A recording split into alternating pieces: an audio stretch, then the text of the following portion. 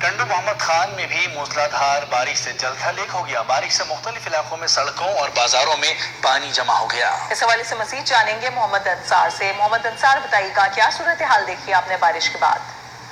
جی، ٹنڈو محمد خان میں گزشتہ 12 گھنٹوں سے برسات کا سلسلہ وقفے وقفے سے جاری ہے، جس کے باعث ٹنڈو محمد خان شہر کے تمام کاروباری مراکز اور بڑے بڑے علاقے جو ہے برساتی پانی میں ڈوب چکے ہیں، اور اس وقت بھی ہم اسٹیشن روڈ پر موجود ہیں۔ پر 3 سے 4 فٹ پانی جمع ہے، اور جو بھی گاڑی یہاں سے گزرتی ہے وہ گاڑیاں بند ہو جاتی ہیں، جبکہ انتظامیہ کہیں پر بھی نظر نہیں آ رہی۔ اور جو پانی کی پمپنگ کے لیے 2 جنریٹر لگائے گئے ہیں، اطلاعات ہیں کہ وہ جنریٹر بھی جل چکے ہیں۔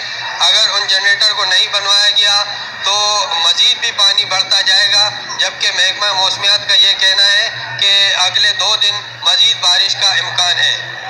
ادھر ٹھٹہ میں بھی بارش کے بعد نشیبی علاقے